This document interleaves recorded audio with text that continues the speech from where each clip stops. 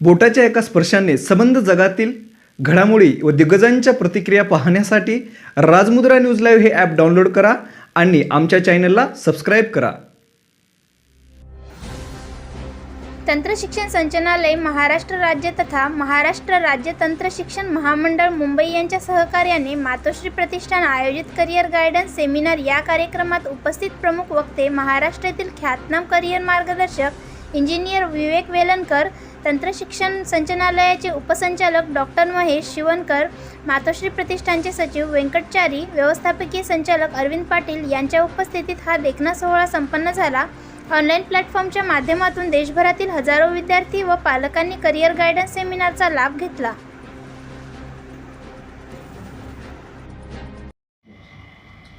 नमस्कार. सर्वप्रथम आज 12वीचा निकाल जाहीर झालेला आहे आणि मागच्या आठवड्यात 10वीचाही निकाल जाहीर झालेला आहे. महाराष्ट्रातील 10वी आणि 12वीच्या ह्या जाहीर झालेल्या निकालामध्ये जे विद्यार्थी उत्तीर्ण झालेत आणि चांगल्या मार्क घेऊन उत्तीर्ण झालेले आहेत त्या सर्व विद्यार्थ्यांचं मी ह्या ठिकाणी अभिनंदन करू इच्छितो. करिअर गायडन्सच्या आजच्या या मातोश्री फाउंडेशन डेच्या निमित्तानं जे करिअर गायडन्सचं जे प्रोग्राम आम्ही आज घेतो त्याच्यासाठी माझं सर्वांना विनंती राहील की आज ह्या करिअर गायडन्सच्या प्रोग्रामच्या माध्यमातून डॉक्टर महेश शिवणकर सर, राज्य तंत्र शिक्षण मंडळ महाराष्ट्र यांचे उपसंचालक वक्ते वेलणकर सर यांचं मार्गदर्शनाचा लाभ सर्वांनी घ्यावं. मातोश्री प्रतिष्ठान गेली 11 वर्ष तंत्र शिक्षणाच्या माध्यमातून विशेषतः रूरल ग्रामीण भागातील विद्यार्थ्यांसाठी वेगवेगळ्या प्रोग्राम्सच्या माध्यमातून वेगवेगळ्या कोर्सेसच्या माध्यमातून ग्रामीण विद्यार्थ्यांना त्यांचं भवितव्य घडवण्याच्या संदर्भानं शिक्षण देण्याचं काम करीत आहे. मातोश्री प्रतिष्ठान इंजिनिअरिंग कॉलेज, पॉलिटेक्निक, MBA या तिन्ही तंत्रशिक्षणच्या AICTE अप्रूव्ड कोर्सेस आहेत. बाटू बाबासाहेब आंबेडकर टेक्नॉलॉजिकल युनिव्हर्सिटीचे हे संलग्नित आहे. आमच्याकडे कोर्सेस जे एव्हरग्रीन जे कोर्सेस आहेत त्याच्यापैकी कोर्सेस आपण इथं घेतलेले आहेत आणि ह्या कोर्सेसच्या माध्यमातून 100% प्लेसमेंट ज्या आपल्या रूरलच्या विद्यार्थ्यांना मिळवण्यासाठी आपण ह्या आजपर्यंत प्रयत्न केलेला आहे. Civil engineering, electrical engineering, mechanical engineering, electronics and telecommunication engineering हे कोर्सेस आपल्याकडे आणि ह्याच वर्षी इलेक्ट्रिकल अँड इलेक्ट्रॉनिक्स इंजिनिअरिंग हे कोर्स आपण सुरू केलेलं आहे. सिल्क टेक्नॉलॉजी नावाचा कोर्स ज्याला भरपूर एक असं भविष्य विद्यार्थ्यांना मिळणार आहे, हे कोर्स देखील आपण ह्या वर्षी सुरू केलेला आहे. पॉलिटेक्निकमध्ये सुद्धा सेम कोर्सेस आहेत, जे कोर्सेसच्या माध्यमातून विद्यार्थ्यांना म्हणजे लगेच 10वी पास झाल्यानंतर 3 वर्षाच्या जे काही 3 वर्षाचं जे काही एज्युकेशन आहे ते घेतल्याबरोबर कुठंही नोकरी लागू शकते. आजपर्यंतचं मातोश्रीचं जे इतिहास आहे त्या मातोश्रीच्या इतिहासामध्ये आम्ही जवळपास 100% प्लेसमेंटचं आपण असिस्टन्स दिलेलं आहे. यूथ फेस्टिवल असेल, स्पोर्ट्सच्या माध्यमातून विद्यार्थ्यांचं ओव्हरऑल डेव्हलपमेंट असेल हे आपण आजपर्यंत केलेलं आहे. मातोश्री प्रतिष्ठान हे NAAC ॲक्रेडिशन पहिलं नांदेड जिल्ह्यातलं पहिलं इन्स्टिट्यूट आहे. B+ हे ॲक्रेडिशन आपल्याला मिळालेलं आहे. तर आज मी सर्व विद्यार्थ्यांना विनंती करू इच्छितो की करिअर गायडन्ससाठी विशेष जे मोलाचं मार्गदर्शन डॉक्टर महेश शिवणकर सर आणि वेलणकर सरांचं जे मार्गदर्शन मिळणार आहे त्यांचं सर्वांनी ते मार्गदर्शन विशेषतः स्वतःच्या करिअरच्या माध्यमातून व्यवस्थितशीर ऐकून घ्यावं आणि स्वतःचं भवितव्य कशा पद्धतीनं आपल्याला घडवता येईल त्याचा निर्णय घेण्याची क्षमता आजच्या ह्या कार्यक्रमाच्या माध्यमातून तुम्हाला मिळू शकतो. परत एकदा सर्व विद्यार्थ्यांना मी ह्या ठिकाणी अभिनंदन करू इच्छितो आणि तुमच्या पुढील भविष्याच्या कारकिर्दीसाठी वाटचालीसाठी माझ्या शुभेच्छा देतो आणि थांबतो. जय हिंद, जय महाराष्ट्र. थँक्यू.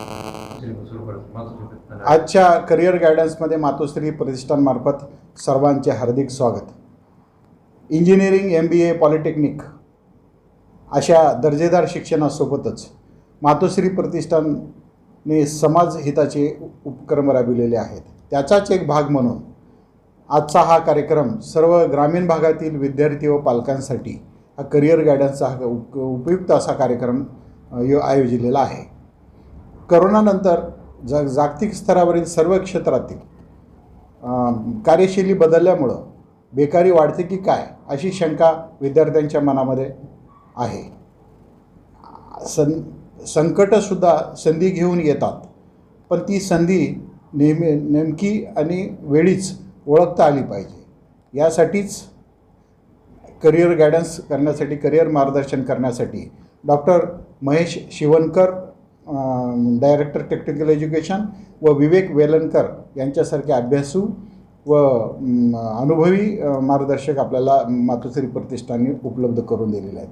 या संधीचा फायदा सर्वांसाठी उपलब्ध व्हावा आणि सर्वांच्या समोर जाण्यासाठी आपण सर्वांनी प्रयत्न करून हा जास्तीत जास्त लोकांपर्यंत पोचलं जाईल अशी आपण दक्षता घ्यावी. शैक्षणिक क्षेत्रात सुद्धा बदल घडत आहेत व या बदलाला सामोरे जाणारे व स्पर्धेमध्ये टिकणारे हे वास्तव लक्षात घेऊन आपण एक मातोश्री प्रतिष्ठानच्या महाविद्यालयामध्ये प्लेसमेंट व करिअर गायडन्स असा एक नवीन डेस्क सुरुवात केलेला आहे. तरी आपण त्यासाठी किंवा करिअर गायडन्ससाठी आपण तेथील एज्युकेशन काउन्सिलरची भेट घेऊ शकता व तसेच फक्त इंजिनिअरिंग, MBA, पॉलिटेक्निक इतक्यासाठीच नसून इतर विषयातसुद्धा किंवा इतर क्षेत्रातसुद्धा करिअर करण्यासाठी मार्गदर्शन आमच्या महाविद्यालयामध्ये उपलब्ध होऊ शकतं. त्या संधीचा फायदा विद्यार्थी व पालकांनी जरूर घ्यावा व त्यासाठी आम्ही सदैव आपल्यासाठी सदैव उपलब्ध आहोत याची मी ग्वाही देतो व आपल्याला योग्य ते मार्गदर्शन आमच्या महाविद्यालयातून करिअरसाठी मिळेल याची मी खात्री देतो. धन्यवाद. सुरू असंच ठेवायचं आहे.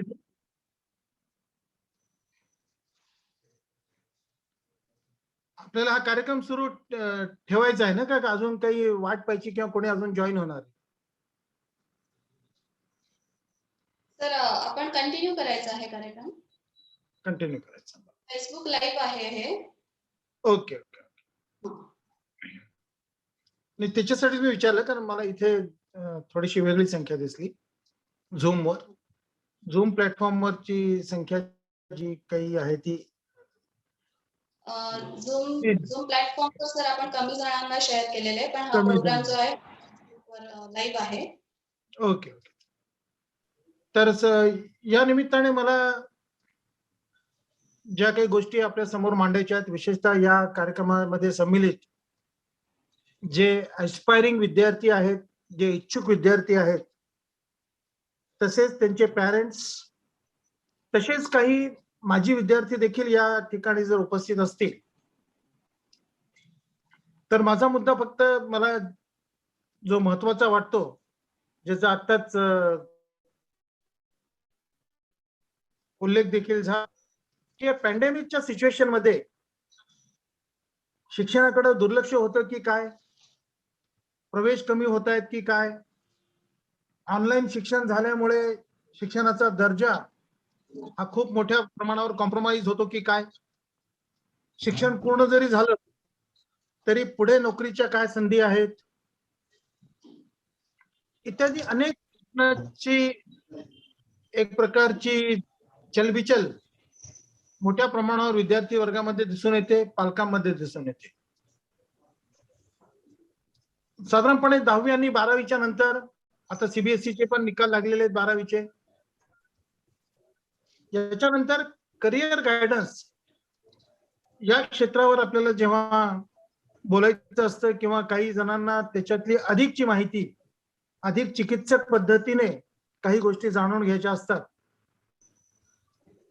तेव्हा एक शासनाचा, प्रशासनाचा, विभागाचा प्रतिनिधी म्हणून किंवा या क्षेत्रात गेल्या 3 दशकापासून आलेली स्थित्यंतरे, 1990 पासून ते आजपर्यंतची एकूण स्थित्यंतरे पाहत असताना या शिक्षणाचं आणि विशेषतः इंजिनिअरिंग एज्युकेशन भविष्य काय आहे या विषयी माझे विचार किंवा माझं परसेप्शन, माझा अँगल या सगळ्या गोष्टीकडे पाहण्याचा हा आपल्या समोर मांडणं या ठिकाणी मी आवश्यक समजतो. इंजिनिअरिंगचं क्षेत्र हे दिवसेंदिवस इंटरडिसिप्लिनरी होत चाललेलं आहे. विविध शाखा, मग त्या पारंपरिक शाखा असू देत, सिव्हिल, मेकॅनिकल, इलेक्ट्रिकल इंजिनिअरिंग सारख्या, किंवा मध्यंतरीच्या काळात आणि या काळात देखील ज्याला अतिशय मोठ्या प्रमाणावर मागणी आहे असे computer engineering, information technology, electronics आणि अलाइड अभ्यासक्रम असू देत, किंवा भविष्यात येऊ घातलेले artificial intelligence, machine learning, data sciences अशा पद्धतीचे एमर्जिंग टेक्नॉलॉजी, ज्याला AICTE ने शब्द वापरलेला आहे, असे अभ्यासक्रम असू देत. या सर्व अभ्यासक्रमामधल्या भिंती, रेषा या पुसट होत चाललेल्या आहेत आणि हळूहळू engineering is amalgamation of all the branches, all disciplines, all faculties अशा पद्धतीचे नवीन प्रकारचं मॉडेल हे समाजामध्ये किंवा प्रगतीमध्ये, कुठल्याही देशाच्या प्रगतीमध्ये आपल्याला दिसेल. आज आपण देशातल्या, विदेशातल्या, भारतातल्या मुंबई सारख्या शहरातील बांद्रा कुर्ला कॉम्प्लेक्स, BKC, जिथे गेल्यानंतर आपण थोड्या वेळासाठी अमेरिकेतच आलो की काय असं वाटतं. येथल्या बांधकामामध्ये आलेली टेक्नॉलॉजी, 150-150 मजल्यांचं बुर्ज खलिफा, वेगवेगळे एअरपोर्ट्स, लहान ठिकाणी देखील अतिशय स्टँडर्ड पद्धतीचे एका ठराविक साच्यातले विमानतळांची उभारणी, क्रिकेट स्टेडियमची उभारणी, वेगवेगळे मॉल्स, आर्टिफिशियल इंटेलिजन्सच्या संदर्भात मोठं ऍप्लिकेशन म्हणजे ड्रायव्हरलेस कार किंवा ऑटो पायलट मोड मध्ये चालणारी कार. इंजिनिअरिंग क्षेत्राने वैद्यक क्षेत्रामध्ये केलेला प्रवेश, मग कॉन्टॅक्ट लेन्स पासून ते आतमध्ये विविध प्रकारचे मेटल्सचा वापर करून शरीरामध्ये प्रत्यारोपण होणारे मेटलर्जीचा आविष्कार असलेले काही कॉम्पोनंट्स, इंडस्ट्री 4.0 सारखी नवीन संकल्पना, जेव्हा एखादी वस्तू दुसऱ्याची इंटरनेटनं कनेक्ट झालेली आहे, फक्त नॉलेज नाही, फक्त डेटा नाही. या सगळ्या गोष्टींवर आपण जर एक डिस्ट्रिक्शन जर टाकला तर आपल्याला एक लक्षात येईल की एखादी वास्तू, एखादा प्रोजेक्ट, एखादी मॅग्नेटिक लेव्हिएशन किंवा बुलेट ट्रेन सारखी भारतात ज्याचा प्रवेश झालेला आहे अशा प्रकारचा प्रकल्प, समृद्धी महामार्ग, जिथे कुठेही एंट्री आणि एक्झिट 100, 125 किलोमीटर अंतरावर कुठेही तशी प्रोव्हिजन नाही. वेळ वाचवण्यासाठीचे वेगवेगळे प्रयोग, जालन्याजवळ 500 एकर जागेमध्ये येणारा ड्रायपोर्ट, जिथून सरळ JNPT मुंबईला माल वाहतूक केली जाईल, डेडिकेटेड रेल्वे लाईन. या सगळ्या गोष्टींवर आपण जेव्हा एकत्रित, ज्याला आपण म्हणूयात की बर्ड आय व्ह्यू, एक वरून जर मी या सगळ्या गोष्टींकडे जर जगाच्या एक दृष्टिक्षेप टाकला तर मला असं लक्षात येईल की केवळ नॉलेज घेऊन पुढे भविष्यात आपण खूप मोठी चमकदार कामगिरी करण्याची शक्यता कमी आहे. मग आपल्याला बेसिक इंजिनिअरिंगचं पण ज्ञान पाहिजे. त्याच्या अगोदर बेसिक सायन्सेस जे फाउंडेशन आपल्या इंजिनिअरिंगचं, प्युअर फिजिक्स, केमिस्ट्री, मॅथमॅटिक्स, त्यासोबतच लँग्वेज, या सगळ्या गोष्टींचं जेव्हा आपल्याला एक सरमिसळ आपण ज्याला म्हणूयात, कॉम्प्युटर तर इंडिस्पेन्सेबलच झाला. कॉम्प्युटरमध्ये इंजिनिअरिंग केलं असं म्हणणं मुळात थोडंसं आउट ऑफ फॅशन काही दिवसानंतर वाटेल, कारण तुम्ही शाळेपासूनच कॉम्प्युटर शिकताय. मग कॉम्प्युटर इंजिनिअरिंग केलं म्हणजे त्याचं नेमकं काय केलं, त्याच्यातला काय ऍप्लिकेशनचा भाग तुम्ही वापरला, त्याच्यातली काय कृत्रिम बुद्धिमत्तेची क्षमता तुम्ही विकसित केली, त्याचा उपयोग केला. आणि मग आपल्याला लक्षात येईल की हळूहळू इंजिनिअरिंग किंवा तंत्रशिक्षण त्याची जर आपण कास धरली, तर या सगळ्या अभ्यासक्रमांना मी इथे संचालक तंत्रशिक्षण डॉक्टर अभय वाघ यांचा प्रादेशिक प्रमुख म्हणून देखील रिप्रेझेंट करतोय. तर आपल्याकडे इंजिनिअरिंग एज्युकेशन आहे, आपल्याकडे डिप्लोमा लेवलचं पॉलिटेक्निक एज्युकेशन आहे, जे कमी ड्युरेशनचं आहे, पण तेच कंटेंट आहेत, ज्याच्या माध्यमातून तुम्हाला पुढचं उच्च शिक्षण घेता येतं.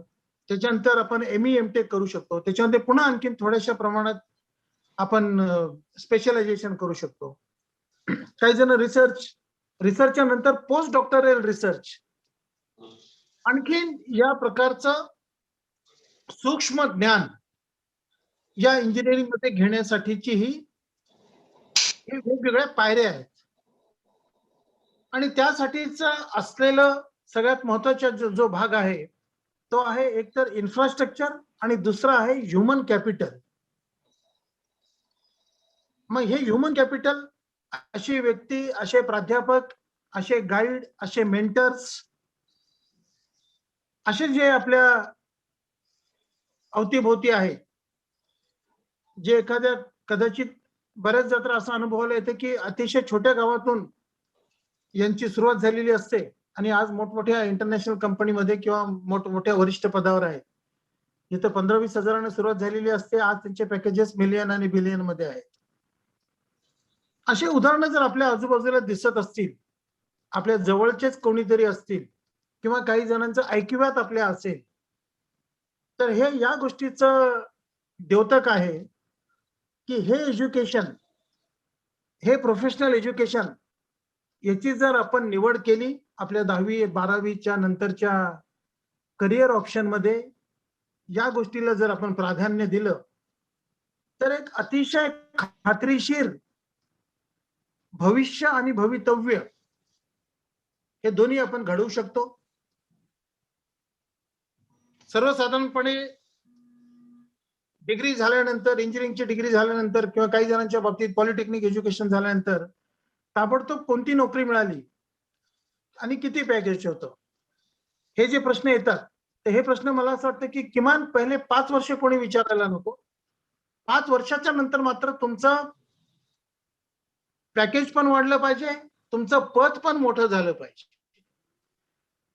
आणि हे ज्या गोष्टीमुळे शक्य झालेलं आहे, त्याच्यातल्या काही गोष्टी म्हणजे आपल्याकडे असलेलं नॉलेज, आपल्याकडे असलेल्या स्किल्स, ज्या आता जास्त महत्वाच्या झाल्या नॉलेज पेक्षा कदाचित, आणि तिसरा आहे आपला असलेला अटिट्यूड किंवा आपला दृष्टिकोन. याच्यामध्ये मी फक्त दृष्टिकोन हा शब्द वापरतो, सकारात्मक दृष्टिकोन हा मी शब्द टाळतो, कारण दृष्टिकोन हा एक खूप मोठा विषय आहे. एखाद्या ठिकाणी समजा निकाल अपेक्षेप्रमाणे लागलेला नाहीये, तर त्या माणसाला, त्या विद्यार्थ्याला आपण ताबडतोब तो सकारात्मक दृष्टीने या निकालाकडे पहा असं म्हणणं कदाचित अयोग्य ठरेल, व्यावहारिक ठरणार नाही. इंजिनिअरिंगची कास धरल्यानंतर ज्या वेगवेगळ्या ब्रांचेस आपल्याकडे उपलब्ध आहेत, त्याच्यामध्ये एक सर्वसाधारणपणे पर्सनॅलिटी डेव्हलपमेंट मध्ये एक वाक्य वापरलं जातं की self development is self responsibility. तेच कोर्सेस आहेत साधारणपणे भारतासारख्या एज्युकेशन सिस्टीम मध्ये, तोच करिक्युलम आहे, तशीच थोड्याफार प्रमाणात बदल असला तरी एज्युकेशन सिस्टीम आहे, एक्झामिनेशन सिस्टीम आहे, 30 डिग्री आहे, पण एखादी 30 डिग्री घेऊन, तीच SRTM ची डिग्री, तीच बांबूची डिग्री, तीच बाटूची डिग्री घेऊन एखादा खूप पुढे निघून जातो आपली कंपनी सोडून. मग त्याच्याकडे काहीतरी एक्स्ट्रा आहे हे आपल्याला मान्य करावं लागेल. आणि this extra is his ability to work in team, त्याची प्रॉब्लेम सॉल्विंग, त्याची क्रिटिकल थिंकिंग, त्याची अडॅप्टॅबिलिटी, गरज असेल तेव्हा एखाद्या गोष्टीमध्ये लीड घेणं, जिथं आवश्यक नाहीये किंवा जिथं अडचणीचं वाटतंय अशा ठिकाणी थोडंसं बॅकआउट होणं, त्याचं अंडरस्टँडिंग, त्याची ऍडजस्टमेंटची कॅपेबिलिटी, त्याचं कम्युनिकेशन, त्याचं मातृभाषेसोबतच प्रामुख्याने इंग्रजीवर असलेलं प्रभुत्व, त्याच्या सॉफ्ट स्किल्स, त्याचं बिहेवियर, त्याच्यामध्ये असलेली संवेदनशीलता, या सगळ्या गोष्टींचा जर आपण गोळाबेरीज जर केली तर आपल्याला लक्षात येईल की एक अशा एज्युकेशनचं फील्ड, त्याचं द्वार या तंत्रशिक्षणच्या माध्यमातून उघडतंय की ज्याला आपण एक अतिशय मोठं लाईफ चेंजिंग डिसिजन ठरू शकतं, एक मोठं सर्वार्थाने ज्याला आपण मटेरियल वर्ल्ड मध्ये ज्याला आपण म्हणतो की खूप चांगलं मोठं पद, मोठं पॅकेज, मोठा पगार, सारखं देश विदेशात जाणं, पण त्यासोबतच एक मोठं सोशल ऑब्लिगेशन, एक खूप मोठं समाज कार्य. फार्मसी इंडस्ट्रीमध्ये, फार्मसी देखील तंत्रशिक्षणाचाच भाग आहे. आपल्या सर्वांना, जिथे इथे अनुभवी लोक बसले त्यांना आपल्या सर्वांना कल्पना आहे. कोविडच्या काळामध्ये, प्री कोविड, कोविड आणि पोस्ट कोविड या तिन्ही सिच्युएशन मध्ये आरोग्याचं महत्व नुसतं दीर्घायुषी नाही तर दीर्घायुष आणि आनंदी जीवन विथ मोबिलिटी, 80व्या 85व्या 90व्या वर्षी देखील स्वतःचं काम स्वतः करण्यासारखी मेंदू, निर्णय क्षमता, शाबूत, तल्लख, शार्प असलेली बॉडी. तर हे सगळं जे एज्युकेशन आहे त्याच्यामध्ये खूप मोठ्या प्रमाणावर इंजिनिअरिंगच्या वेगवेगळ्या फॅकल्टीजचा खूप मोठा प्रभाव आहे. AICTE जर आपण माहिती घेतली, AICTEच्या साईटवरून किंवा जे इथं तज्ञ मंडळी आहेत इंजिनिअरिंग बॅकग्राऊंड असलेले, आज 80 ते 90 अभ्यासक्रम AICTEच्या लिस्टमध्ये आहेत. आणि आता एमर्जिंग टेक्नॉलॉजीचे ऍड झाल्यानंतर कदाचित ते 100च्या घरात गेले. एवढे अभ्यासक्रम असताना देखील एक 5-6 अभ्यासक्रमच आपल्या जवळपास सगळ्यांच्याच करिअरमध्ये याच्यापेक्षा पलीकडचा विचार नाही. 10 पेक्षा जास्त लिस्ट आपण देऊ शकत नाही. तर नवीन जे इच्छुक विद्यार्थी आहेत, ज्यांनी यावर्षी पर्सेंटेजचा काही विषयच नाहीये, अनुत्तीर्णतेचा पण विषय नाहीये, जवळपास 99.96 हा रिझल्ट आहे आपला 10वीचा स्टेट बोर्डाचा. सगळेच उत्तीर्ण झालेले आहेत, सगळ्यांनाच भरपूर मार्क्स आहेत. म्हणून या गोष्टीचं पुढे भविष्यात खूप मोठं आपल्याला कुठेतरी ऍडव्हान्टेज मिळेल याची शक्यता आता कमी आहे. 2 वर्षापूर्वी जर तुम्ही 95-96% मार्क्स घेतले असते तर अनेक लोकांना 70, 75, 80, 82 पण होते. पण आज 90च्या खालचे तर लोक दिसतच नाहीयेत. तर हा फॅक्टर एक तुमच्या बायोडाटा मधला एक महत्वाचा पॅरामीटर हा कमी झाला. तर अशा वेळेस आपल्याला आणखीन जास्त आवश्यकता आहे की आपण आपलं हे जेव्हा ऑप्शन निवडतात तुमच्या आवडीनुसार, हे सगळं इंटरडिसिप्लिनरी झालं इंजिनिअरिंग. हे सांगायचा माझा एक महत्वाचा हेतू हा पण होता की जी तुम्हाला ब्रँच आवडते ती कदाचित आजच्या बाहेरच्या व्यावहारिक जगामध्ये कोणी तुम्हाला म्हणेल की त्याला जास्त स्कोप नाहीये, तर तसा विचार करू नका. Engineering is going to become a bouquet. It is a bouquet of 7-8 different flowers, different colours. या सगळ्या वेगवेगळ्या डिसिप्लिनचा अभ्यास तुम्हाला एकत्रित करावाच लागेल. त्याच्यातलं महत्वाचं जे राहील ते तुमची ब्रँच राहील. आपल्या सर्वांच्या माहितीसाठी इथं जे विद्यार्थी कोणी डिप्लोमा होल्डर असेल तर पूर्वी डिप्लोमा सिव्हिल इंजिनिअरिंग जर एखाद्याचा झालेला असेल तर तो डायरेक्ट सेकंड इयर डिग्रीसाठी सिव्हिल इंजिनिअरिंगलाच प्रवेश घेऊ शकत होता. एखाद्याचा मेकॅनिकलचा डिप्लोमा असेल तर तो डायरेक्ट सेकंड इयर डिग्रीसाठी मेकॅनिकल किंवा प्रोडक्शन किंवा ऑटोमोबाईल अशाच मिळत्या जुळत्या ब्रँचमध्ये प्रवेश घेऊ शकत होता. आता या सगळ्या बाउंड्रीज संपलेल्या आहेत. आता सिव्हिल इंजिनिअरिंगचा डिप्लोमा झालेला विद्यार्थी मेकॅनिकल इंजिनिअरिंग मध्ये देखील डिग्री करू शकतो. इलेक्ट्रिकल मध्ये झालेला डिप्लोमा होल्डर कॉम्प्युटर मध्ये जर त्याला आता त्याची राहिलेली इच्छा की आता मला डिग्री, आता सध्या कॉम्प्युटरला डिमांड असल्यामुळे मला कॉम्प्युटर शिकायचंय, तर जुन्या डिप्लोमाची त्याला कुठे आडकाठी येणार नाही. तर इतक्या मोठ्या प्रमाणावर या एज्युकेशन मध्ये क्रांतिकारक बदल होत आहेत आणि खूप मोठ्या प्रमाणावर त्याचे ऍडव्हान्टेजेस देखील असल्यामुळे हा जो बदल आहे हा आपण स्वीकारायलाच हवा. आज या निमित्ताने मातोश्री इंजिनिअरिंग किंवा मातोश्री ग्रुप ऑफ इन्स्टिट्यूशन या संस्थेद्वारे एक इंटिग्रेटेड कॅम्पस, टेक्निकल कॅम्पस अशी संकल्पना जेव्हा 5-10 वर्षापूर्वी आली होती तेव्हा या व्यवस्थापनाने एक अतिशय महत्वाचा बोल्ड डिसिजन घेऊन सर्व एका छत्राखाली उपलब्ध करून देण्याचा जो प्रयत्न केला होता. या कॅम्पसला मी अनेकदा व्हिजिट दिलेली आहे.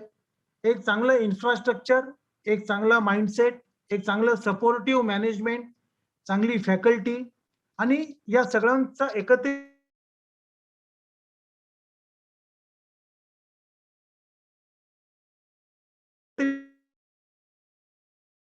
परिणाम म्हणजे प्रोफेशन आणि लर्निंग, टीचिंग आणि लर्निंग ह्याच्यामध्ये लर्निंग ओरिएंटेड, स्टुडंट सेंट्रिक तर आहेच आहे पण लर्निंग ओरिएंटेड अशा प्रकारचा कॅम्पस या संस्थेमध्ये उपलब्ध आहे. यासोबतच इतर संस्थांना देखील जिथे आपल्याला आपल्या सोयीच्या आहेत अशा ठिकाणी देखील आपण तंत्रशिक्षण आणि इंजिनिअरिंग किंवा त्याच्यामध्ये करिअर हा जर आपला एक ऑप्शन आपण जर निवडला तर निश्चितपणे आपल्याला एका अतिशय उमद्या करिअरची, अतिशय प्रॉमिसिंग करिअरची एक दाट शक्यता निर्माण होते आणि तुमच्या स्वतःच्या प्रयत्नाने, तुमच्या स्वतःच्या नॉलेजमुळे, तुमच्या स्वतःच्या स्किल्समुळे, तुमच्या स्वतःच्या ॲटिट्यूड्समुळे, तुमच्या स्वतःच्या सॉफ्ट स्किल्समुळे या सगळ्यांचं रूपांतर एका खूप मोठ्या यशस्वी आपल्या व्यक्तीमध्ये आपलं रूपांतर होऊ शकतं. स्वतःचा व्यवसाय तुम्हाला करायचा असेल तर नोकरीसोबतच स्वयंरोजगार किंवा एंटरप्रेन्योरशिप अशा देखील अनेक पॉसिबिलिटीज मुद्रा बँकेच्या स्वरूपात, केंद्र सरकारच्या योजना असो, राज्य सरकारच्या MSMEच्या योजना असो, DMIC सारखा विषय असो, तर अशा अनेक वेगवेगळे हॅपनिंग ज्याला आपण म्हणतो सध्या भारतामध्ये, महाराष्ट्रामध्ये अशा प्रकारचं अतिशय पोषक असं वातावरण या सर्व गोष्टींसाठी निर्माण झालेलं आहे. तर इथे उपस्थित वेगवेगळ्या प्लॅटफॉर्मवर इथं जे कोणी या कार्यक्रमाला उपस्थित आहेत या सर्व विद्यार्थ्यांना, पालकांना माझं अतिशय मनापासून आवाहन राहील की आपण या दृष्टिकोनातून आपल्या करिअरची निवड करावी आणि मातोश्री ग्रुप ऑफ इन्स्टिट्यूशन्स आणि त्यांच्या सर्व ट्रस्टीज इथे उपस्थित आहेत, प्राचार्य डॉक्टर कादरी इथे उपस्थित आहेत. आपण सर्वांनी हा कार्यक्रम अतिशय चांगल्या रीतीने आयोजित केला. रविवारचा दिवस असून देखील आपण विद्यार्थ्यांच्या पालकांची सोय पाहून, त्यांचं कन्व्हिनियन्स पाहून, दुपारची वेळ पाहून, कोणाला जेवायची वेळ, कोणाची पाणी भरायची वेळ, कुठे कोणाला डिस्टर्ब न होता एक असा मधला स्लॉट आपण निवडलाय की जेणेकरून विद्यार्थ्यांना अतिशय सहज रीतीने या कार्यक्रमात सहभागी होता येईल. त्याबद्दल आपण सर्वांचं मी मनपूर्वक अभिनंदन करतो, आभार व्यक्त करतो आणि सर्व विद्यार्थ्यांना तुमच्या भावी आयुष्यासाठी माझ्यातर्फे खूप खूप शुभेच्छा देतो. Thank you very much. Thank you sir. आपण दिलेल्या या माहितीची उपस्थित विद्यार्थी आणि पालकवर्ग यांना नक्कीच उपयोग होईल असे मी माझे मत व्यक्त करते. आता आपण ज्यांच्या मार्गदर्शनाची आतुरतेने वाट पाहत आहोत ते आपले प्रमुख वक्ते माननीय श्री विवेक वेलणकर यांचा अत्यल्प परिचय करून देते मी. श्री विवेक वेलणकर यांनी त्यांची पदवी BE मध्ये असलेली COEP येथून घेतलेली आहे. त्यांचे पदव्युत्तर शिक्षण हे MBA मध्ये झालेले आहे. सरांचा भारत तथा अमेरिकेतील औद्योगिक व संगणक क्षेत्रात 15हून अधिक वर्षांचा दांडगा अनुभव आहे. यांचे विविध वृत्तपत्रांतून करिअर, कम्प्युटर, स्वयंरोजगार व सामाजिक विषयांवर हजारांहून अधिक लेख प्रसिद्ध आहेत. यांनी महाराष्ट्राच्या विविध भागातून 800हून अधिक करिअर मार्गदर्शनपर व्याख्याने दिली आहेत. तसेच शेकडो विद्यार्थ्यांचे करिअर काउन्सिलिंगही केलेले आहे. त्यांची स्वयंरोजगारातून समृद्धीकडे, करिअर प्लॅनिंग, ITतच जायचंय, ग्राहक राजा सजग हो ही पुस्तके प्रसिद्ध आहेत. त्यांनी पुणे 2020 वेध पुण्याच्या भविष्याचा या विषयावरील 4 खंडांचे संपादन केले आहे. माहिती अधिकार कायद्याच्या प्रचार व प्रसारासाठी सजग नागरिक मंच या संस्थेची स्थापना केली आहे व ते या संस्थेचे संपादक अध्यक्षही आहेत. रोटरी क्लब, निसर्ग क्लबचे ते सदस्य आहेत. पुण्यगौरव, रोटरी, समाज गौरव, समाज शिक्षक, सुखकर्ता, मोर्या, सावरकर, विवेकानंद, जनजागरण इत्यादी विविध पुरस्कारांनी सन्मानित असे व्यक्तिमत्व म्हणून श्री वेलणकर सरांची ख्याती आहे. माननीय श्री विवेक वेलणकर सर यांना मी विनंती करते की त्यांनी आज या कार्यक्रमात उपस्थित असलेल्या सर्व प्रेक्षकांना योग्य ते मार्गदर्शन करावे. याच्यापूर्वी एक छोटीशी विनंती आहे. जे प्रेक्षक, जे पालक आणि विद्यार्थी यांना प्रश्न विचारायचे आहेत त्यांनी फेसबुकच्या कमेंट बॉक्समध्ये आपले प्रश्न लिहावे किंवा टाईप करावे, जेणेकरून सरांचे व्याख्यान पूर्ण झाल्यानंतर आपण तुमच्या या प्रश्नांचे निरसन करता येईल. मी माननीय श्री वेलणकर सरांना विनंती करते की त्यांनी कार्यक्रम पुढे न्यावा. धन्यवाद मॅडम. माननीय शिवणकर सर, पवार साहेब आणि मातोश्री प्रतिष्ठानच्या सर्व पदाधिकाऱ्यांना आणि तसंच पालक आणि विद्यार्थी यांना नमस्कार. रविवार दुपारची वेळ आहे तरी आपण सगळेजण आलायत त्याबद्दल आपल्याला परत एकदा आपलं अभिनंदन. मॅडम आवाज येतोय ना माझा? हो सर येतोय, आवाज व्यवस्थित येतोय. Please do continue. थँक्यू. आता इथे 10वी 12वीची मुलं बहुसंख्येने आहेत याची मला कल्पना आहे. 10वीचा निकाल नुकताच जाहीर झालाय आणि 12वीचा आता कधीही लागेल अशी परिस्थिती आहे. 10वीच्या निकालानंतरही थोडीशी कन्फ्युजन कायम आहेत, कारण अजून CET नावाची त्याची एक परीक्षा होणार आहे 11वी प्रवेशासाठीची. ती परीक्षा कधी होणार, काय होणार, कशी होणार याबद्दलची कन्फ्युजन शिल्लक आहे. परंतु विशेषतः यंदा 10वीचा जो निकाल लागलाय तो कुठलीही परीक्षा न होता लागला असल्यामुळे विद्यार्थी आणि पालकांमध्ये प्रचंड कन्फ्युजन आहे की आता पुढे काय करावं. त्याचबरोबरीने आता करोना काळात जे काही संकट आलं त्यामुळे एकंदर इकॉनॉमी थोडीशी स्लोडाऊन झाली आणि मग आता कुठल्या फील्डमध्ये करिअर केलं तर आपल्याला काहीतरी स्कोप मिळेल याबद्दलही काही प्रमाणात एक चिंता आणि कन्फ्युजन असं दोन्ही आहे. आणि म्हणून आपण त्याच्याशी कसं प्रकारे निर्णय घ्यावेत याच्याबद्दल आता बोलणार आहोत. पहिल्यांदा सुरुवात करणार 10वीच्या मुलांपासून. आता 10वी जी मुलं उत्तीर्ण झालेली आहेत या बोर्डाच्या निकालामध्ये त्यांना कुठली ब्रांच पुढे निवडावी याच्याबद्दलचं प्रचंड कन्फ्युजन आहे. आणि मग कसं निवडावं याच्याबद्दलचे काही 2-3 गोष्टी सांगणार आहे. आपल्याकडे निवड करण्याची खरं म्हणजे एक जुनी पद्धत आहे जी यंदा सुदैवाने फार वापरता येणार नाही. ती म्हणजे मार्क किती पडलेत ते बघून निवड करायची. मग 80-85% मार्क पडले सायन्स निवडायचं, त्या थोडे खाली पडले तर कॉमर्स किंवा डिप्लोमा निवडायचा, त्याच्यापेक्षा थोडे खाली पडले आर्ट्स निवडायचं. एवढा काय विचार करायचा अशी एक मानसिकता आहे. ही अत्यंत चुकीची आहे. मार्कांच्या आधारे कोणत्याही परिस्थितीत निवड करू नका, कारण आता यंदा तर मार्क कसे पडले ते तुम्हालाही माहित नाही, इतकी अवस्था वाईट आहे. त्यामुळे मार्क पडले म्हणून ब्रांच निवडणं हे अगदीच वाईट आहे. एक उदाहरण सांगतो. 1-2 वर्षापूर्वीची गोष्ट आहे. तेव्हा तर परीक्षा होऊन मार्क पडले होते मुलांना. असंच एक 10वीचा निकाल लागलेला मुलगा मला भेटला. त्याला विचारलं, "बाळा किती मार्क पडले रे?" 85%. अरे वाह! छान मार्क पडले की. काय करायचं ठरवलं रे? सायन्स. आपल्याकडे महाराष्ट्र बोर्डात एक पद्धत आहे पहिल्यापासून गेली काही वर्ष. बेस्ट ऑफ 5 म्हणजे ज्या विषयात सगळ्यात कमी मार्क तो पर्सेंटेज मधनं काढूनच टाकतात. मी त्याला विचारलं, "बाळा तुझा कुठला विषय काढून टाकला रे पर्सेंटेज मधनं?" तो म्हणला, "सायन्स." म्हटलं, "एवढे मार्क कसे पडले?" तर म्हणला, "मला संस्कृतमध्ये 95 मार्क आहेत." आता हे डेंजरस आहे. म्हणजे जर सायन्समध्येच आपल्याला 70% सुद्धा मार्क नाहीत, केवळ ओव्हरऑल पर्सेंटेज आपलं 85% आहे, म्हणून जर आपण सायन्स निवडणार असू तर हे कुठेतरी चुकतंय. असंच दुसरा एक मार्ग काय, हल्ली मुलांचे मुलींचे असे ग्रुप असतात 5-7 जणांचे, सगळे मिळून ठरवतात चला अमुक एक शाखा निवडू तिकडे जाऊ. हेही चुकीचं आहे. याचं एक उदाहरण सांगतो. असंच 1-2 वर्षापूर्वी एक 11वी कॉमर्स झालेला मुलगा मला भेटला.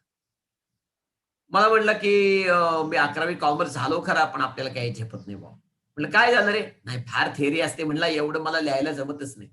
म्हटलं मग तू आला कसं काय इकडं? नाही म्हणलं काय झालं, आम्ही 10वीत 5-6 मुलं एकत्र होतो. सगळे म्हणले चला कॉमर्सला, मी गेलो कॉमर्सला. आता म्हणले लक्षात येते की हे काय आपल्याला झेपणार नाही. म्हटलं तुला काय आवडत होतं रे? नाही म्हणलं खरं सांगू का मला टेक्निकल खूप आवडायचं. म्हटलं मग एक काम कर, सोड ते 11वी गेली असं समज, ये मागं परत आणि 10वी नंतरचा इंजिनिअरिंग डिप्लोमा घे आणि हो पुढं. का घडलं हे?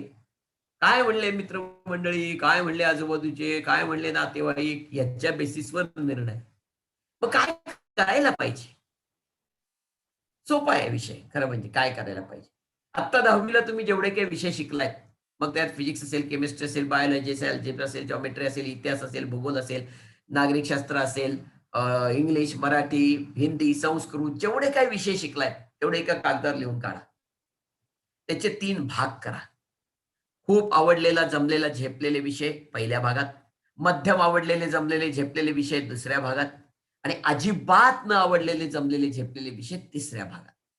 असं जर तुम्ही बायफर्गेशन त्याचं केलं आणि मग जे विषय अजिबात आवडलेले, जमलेले, झेपलेले नाहीत ते उचलून फेकून दिलेत तरी काही फरक पडणार नाही. काही तुमच्या कुठल्याही करिअरमध्ये प्रॉब्लेम येणार नाही. जे विषय खूप आवडलेत, जमलेत, झेपलेत ते कुठे आहेत? ती ब्रांच आपली. असं समजून जर तुम्ही निवडलं तर मला असं वाटतं कुठलीही अडचण येणार नाही. मला हल्ली अनेकदा पालक विचारतात, "सर आता हल्ली याच्या पुढं स्कोप कशात असणार? स्कोप कुठल्या फील्डमध्ये?" काय उत्तर देणार हो? सगळ्याच फील्डमध्ये स्कोप आहे.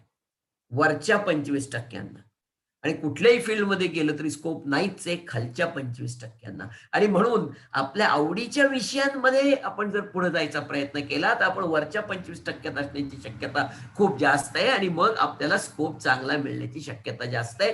फील्डला स्कोप नसतो, आपण त्या फील्डमध्ये कुठे आहोत त्याच्यावर स्कोप ठरतो. आता ऑप्शन्स काय आहेत हो? अगदी बेसिक पासून विचार करू. पहिला ऑप्शन ITI, ज्याची ऍडमिशन प्रोसेस ऑलरेडी सुरू झाली आहे, कारण 10वीच्या रिझल्ट नंतर कुठलीही CET न लागता ITIचे प्रवेश होणार आहेत. 2 वर्षाचे कोर्सेस आहेत, चांगले टेक्निकल कोर्सेस आहेत आणि गंमत म्हणजे ITI झाल्यानंतर सुद्धा तुम्ही जर इंग्लिश आणि मराठी हे 2 पेपर 12वीचे दिले तर तुम्ही 12वी समकक्ष मानले जाता आणि नंतर तुम्हाला डिप्लोमा डिग्रीला प्रवेश आहेत. म्हणजे ITI झाले म्हणजे आमचं आता आयुष्य संपलं असं मानण्याचं काही कारण नाही. ITI झाल्यानंतर सुद्धा चांगले जॉब्स किंवा स्वयंरोजगाराच्या संधी मिळू शकतात. अगदी फक्त प्रायव्हेट सेक्टर नाही तर पब्लिक सेक्टर म्हणजे एसटी महामंडळापासून महावितरणपर्यंत आणि डिफेन्स सर्व्हिसेस किंवा त्यांचे जे दारुगोळा कारखाने आहेत तिथपासून ते रेल्वेपर्यंत सगळीकडे ITI घेतले जातात. असाच दुसरा एक कोर्स आहे जो त्यामध्ये खूप फेमस आहे आणि तो म्हणजे इंजिनिअरिंग डिप्लोमा. ज्या मुलांना इंजिनिअरिंग डिग्रीच करायची आहे त्यांच्यासाठी खरं म्हणजे ना 10वी नंतर 2 मार्ग उपलब्ध होतात. एक 3 वर्षाचा डिप्लोमा इंजिनिअरिंगचा आणि मग पुढे 3च वर्षात इंजिनिअरिंगची डिग्री किंवा दुसरा मार्ग 2 वर्ष 11वी 12वी आणि मग पुढे 4 वर्षाचं इंजिनिअरिंग. दोन्ही मार्गाने 6च वर्ष लागतात आणि म्हणून खरं म्हणजे कन्फ्युजन सगळ्यात जास्त आहे. डिप्लोमा निवडावा का 11वी 12वी याच्याबद्दल मी तुम्हाला फक्त त्याचे फायदे तोटे सांगणार आहे. मी कोणत्याही परिस्थितीत तुम्ही काय करावं हे सांगणार नाही, कारण हा वैयक्तिक विषय आहे. एक डिप्लोमा निवडण्याचे फायदे काय 10वी नंतर इंजिनिअरिंगचा. सगळ्यात मोठा फायदा म्हणजे एक तर हे 11वी 12वी त्याची ती सीईटी, जेई, त्याचे क्लासेस, हे सगळं, आणि त्यानंतर इंजिनिअरिंगचं पहिलं वर्ष थोडंसं अवघड असतं, हे सगळं टाळून डायरेक्ट सेकंड इयर डिग्री इंजिनिअरिंगला जायचा शॉर्टकट म्हणजे इंजिनिअरिंग डिप्लोमा. दुसरं, आपण ज्या विषयात डिप्लोमा इंजिनिअरिंग करतो बरेचदा त्याच विषयात पुढे डिग्री इंजिनिअरिंग करत असल्यामुळे जरी आपल्याला ब्रांच बदलायची सोय असली तरी सुद्धा डिग्रीचा कोर्स सोपा जातो, कारण आपण ऑलरेडी डिप्लोमामध्ये पाया त्यातला शिकलेलाच असतो. तिसरं, आपल्याला डिग्री इंजिनिअरिंग बरोबरच आणखी पण काही ऑप्शन्स ओपन होतात डिप्लोमा नंतर, कारण असा समज आहे की डिप्लोमा झाल्यावर डिग्री इंजिनिअरिंग केलं तरच ते पुढे काही नसतं, असं काही नाहीये.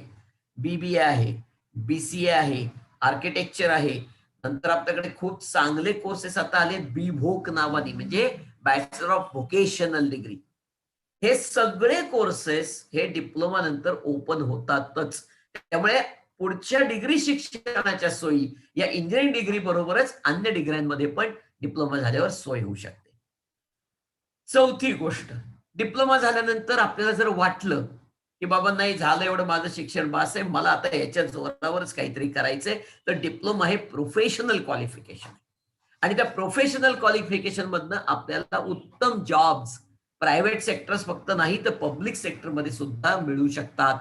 परत एकदा सांगतो त्याप्रमाणे एसटी महामंडळापासून ते रेल्वेपर्यंत आणि डिफेन्स सर्व्हिसेस पासून ते महावितरण पर्यंत सगळीकडे डिप्लोमा इंजिनियर्स घेतले जातात. आज रेल्वेमध्ये डिप्लोमा मेकॅनिकल इंजिनियर्स जे घेतले जातात ते लोक नंतर ड्रायव्हर किंवा गार्ड होतात, रेल्वेचे इंजिन ड्रायव्हर किंवा गार्ड, आणि त्यांना साधारणपणे लाखभर रुपये महिना एवढा पगार मिळतो, जो मोठ्या मोठ्या कंपन्या सुद्धा देऊ शकत नाहीत, हे लक्षात घ्या. त्यामुळे डिप्लोमा झाल्यानंतर हे फायदे निश्चितपणे विद्यार्थ्यांना मिळू शकतात. डिप्लोमामध्ये अनेक ब्रांचेस आहेत, पण त्यातल्या ज्या मेजर ब्रांचेस आहेत त्याच्यामध्ये मेकॅनिकल, इलेक्ट्रिकल, इलेक्ट्रॉनिक्स आणि कम्प्युटर या 4 मेजर ब्रांचेस की ज्याच्यामध्ये मुलं मोठ्या प्रमाणावर डिप्लोमा करतात. आणि सध्याची आत्ताची परिस्थिती आपण जर पाहिली, आत्मनिर्भर भारत याच्यामध्ये मोठ्या प्रमाणावर आपल्याकडं नवनवीन उद्योग विशिष्ट मॅन्युफॅक्चरिंग मध्ये सुद्धा सुरू होत आहेत. एकीकडे चायनावर सगळ्या जगाचा राग आहे आणि त्यामुळे चायनातनं अनेक उद्योग हे बाहेर पडतायत, विशेषतः इलेक्ट्रॉनिक इंडस्ट्री मधले किंवा इलेक्ट्रॉनिक्स फील्ड मधले, आणि त्यातले बरेच उद्योग भारतात येण्याची मोठी शक्यता निर्माण झाली, काही आलेत सुद्धा. आणि मग त्या परिस्थितीमध्ये इलेक्ट्रॉनिक्स इंजिनिअरिंग, इलेक्ट्रिकल इंजिनिअरिंग या सगळ्याला मोठ्या प्रमाणात वाव भारतामध्ये वाढणार आहे. मग ते डिप्लोमा असो किंवा डिग्री असो, हे आपल्याला लक्षात घेतलं पाहिजे. भारतामध्ये इन्फ्रास्ट्रक्चरची कामं मोठ्या प्रमाणात होत आहेत, त्यामुळे मेकॅनिकल इंजिनिअरिंग, सिव्हिल इंजिनिअरिंग याही विषयातल्या विद्यार्थ्यांना मोठ्या प्रमाणावर संधी डिप्लोमा एज वेल एज डिग्रीच्या मिळणार आहे. कम्प्युटर इंजिनिअरिंग आज आपण जर बघितलं, परवा अतिशय चांगलं सकारात्मक जर तुम्ही भाषण ऐकलं असेल तर ते विप्रोचे अझीम प्रेमजींचं होतं, आणि त्यांनी असं सांगितलं की पुढच्या 2 वर्षात भारतातली आयटी इंडस्ट्री दुपटीने वाढणार आहे, म्हणजे डबल जॉब्स क्रिएट होणार आहेत. मग diploma computer engineering, degree computer engineering ह्याच्यानंतर तुम्हाला मिळणाऱ्या ज्या संधी आहेत त्या अमाप आहेत, आणि त्यामुळे डिप्लोमा इंजिनिअरिंग ही उत्तम चॉईस आपल्यासाठी असू शकतो. अर्थात काही तोटे आहेत, नाही म्हणत नाही. पहिला तोटा की अनेक विद्यार्थ्यांना पुढे जाऊन बऱ्याच काही काही गोष्टींचे ट्रायआउट करायचे असतात. म्हणजे 12वी नंतर कोणाला मेडिकल किंवा इंजिनिअरिंग यातलं दोन्हीचे ऑप्शन्स ठेवायचे असतात, बायोटेक्नॉलॉजी सारखा ऑप्शन ठेवायचा असतो किंवा रिसर्च मध्ये जायचं आहे. अशा विद्यार्थ्यांना मात्र डिप्लोमा नंतर ते मार्ग फारसे उपलब्ध होणार नाहीत. पण बाकीच्यांना काही प्रॉब्लेम नाही. किंवा 12वी नंतर ज्या डिग्री इंजिनिअरिंगच्या सीट्स आहेत त्या मात्र कमी आहेत. म्हणजे 12वी नंतर असणाऱ्या सीट्स पेक्षा डिप्लोमा नंतर असणाऱ्या सीट्स कमी आहेत. पण आपण जर डिप्लोमाला चांगले मार्क मिळवू शकलो 3ऱ्या वर्षाला, तर ह्या जागांवर सुद्धा आपला उत्तम क्लेम राहू शकतो. त्याचबरोबर फर्स्ट इयर इंजिनिअरिंगच्या ज्या जागा रिकाम्या राहतात त्याही डिप्लोमातनं डिग्रीला येणाऱ्या मुलांना दिल्या जातात.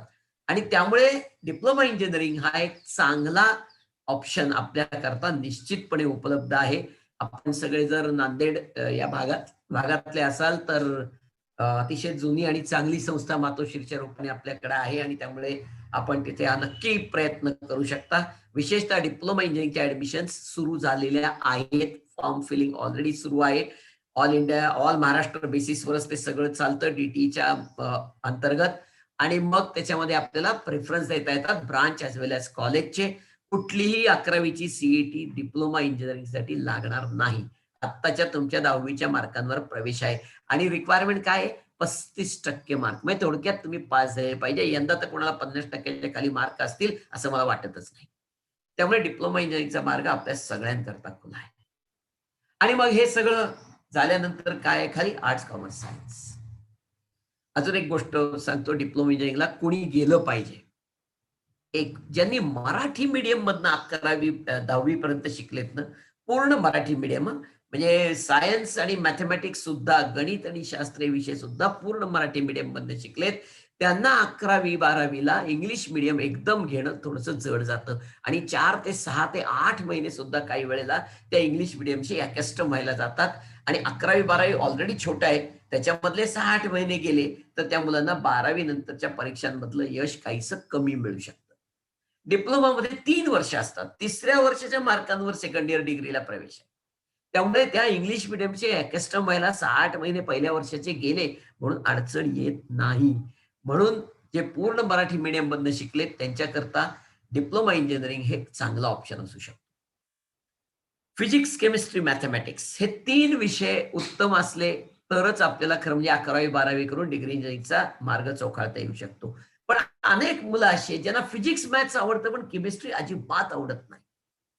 पण 11वी 12वीच्या मार्गाने जायचं असेल तर फिजिक्स, केमिस्ट्री, मॅथमॅटिक्स तिन्ही विषय कंपल्सरी. त्या तिन्ही विषयांची सीईटी किंवा जेई कंपल्सरी आणि तिन्हीच्या एकत्रित मार्कांवर पुढचे प्रवेश इंजिनिअरिंगचे.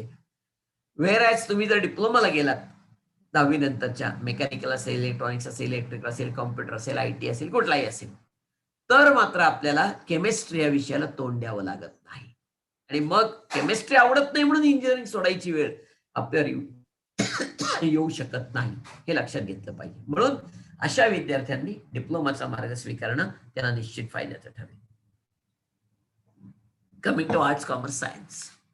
काय करावं? आर्ट्स घ्यावं का, कॉमर्स घ्यावं का, सायन्स घ्यावं? अनेकदा ही निवड काही फार माहिती नसताना केली जाते पर्सेंटेजच्या बेसिसवर.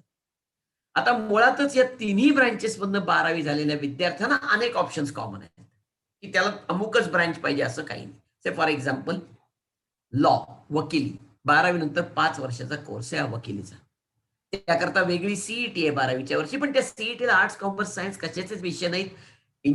English, general knowledge, reasoning ability, general mathematics आणि लिगल ॲप्टिट्यूड एवढेच विषय आहेत. त्याचा तुमच्या 11वी 12वीच्या ब्रँचशी संबंध नाही. अर्थातच हे प्रोफेशन आहे, त्यामुळे आपल्या कुवतीनुसार लोक कमावतात. म्हणजे तासाला 1 लाख रुपयापासून वर्षाला 1 लाख रुपयापर्यंत कमावणारे वकील आहेत. पण एक वेगळा ऑप्शन आर्ट, सायन्स, कॉमर्स सगळ्यांना ओपन. दुसरा, सध्या खूप क्रेज आहे, टीव्ही लावा, कधीही चॅनल सर्व करा, आपल्याला कोणी ना कोणीतरी स्वयंपाक करताना दिसतोच, हॉटेल मॅनेजमेंट. हॉटेल मॅनेजमेंटला जायचं असेल तरीही 11वी 12वी आर्ट, सायन्स, कॉमर्स किंवा इव्हन किमान कौशल्य किंवा हल्ली त्याला व्होकेशनल म्हणतात 12वी, ते केलं तरी चालतं. 12वी नंतर जाण्याकरता अर्थातच एंट्रन्स एक्झाम आहे वेगळी, हॉटेल मॅनेजमेंट सीईटी. सेंट्रल लेवलच्या इन्स्टिट्यूटसाठी सेंट्रल गव्हर्नमेंटची सीईटी, स्टेट लेवलच्या इन्स्टिट्यूटसाठी स्टेट लेवलची सीईटी. सीईटीचे विषय दोघांचे एकच, English, general knowledge, general mathematics आणि रिझनिंग ॲबिलिटी. आणि त्यातनं आपल्याला हॉटेल मॅनेजमेंटच्या डिग्रीला प्रवेश मिळू शकतो. हॉटेल मॅनेजमेंटचा डिप्लोमा कोर्स पण आहे 12वी नंतर, त्याला कुठलीही एंट्रन्स नाही, थेट 12वीच्या बोर्डाच्या मार्कावर प्रवेश आहे. त्याची प्रवेश प्रक्रिया ऑलरेडी सुरू झालेली आहे, त्यामुळे ज्यांना अर्ज भरायचे ते आजही भरू शकतात. हॉटेल मॅनेजमेंट फील्डमध्ये उत्तम संधी, रोजगार, स्वयंरोजगार दोन्हीच्या. मात्र एक गोष्ट लक्षात ठेवली पाहिजे, इथे प्रचंड फिजिकल कष्ट आहेत. त्यामुळे ते फिजिकल कष्ट करण्याची ज्यांची तयारी आहे त्यांना हा मार्ग अतिशय उत्तम असू शकतो. असाच तिसरा कोर्स आहे तो म्हणजे डिझायनिंग. ज्यांच्याकडे थोडीशी कला आहे, ज्यांच्याकडे क्रिएटिव्हिटी आहे, त्याच्यावर तर डिझायनिंगचे कोर्सेस आहेत अनेक ठिकाणी, म्हणजे अगदी IIT पवई पासून. आणि मग त्याच्यामध्ये product designing, interior designing, fashion designing, communication designing असे वेगवेगळे आहेत, वेगवेगळ्या ब्रांचेस आहेत.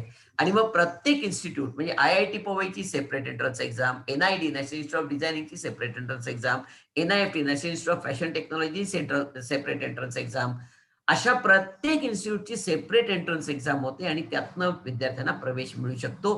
थोडीशी वेगळी तयारी त्याची करावी लागेल, पण फील्ड खूप चांगला आहे. ज्यांच्याकडे क्रिएटिव्हिटी आहे, ज्यांच्याकडे ड्रॉइंग थोडं बऱ्यापैकी आहे, अशा विद्यार्थ्यांना खूप चांगला स्कोप मिळू शकतो.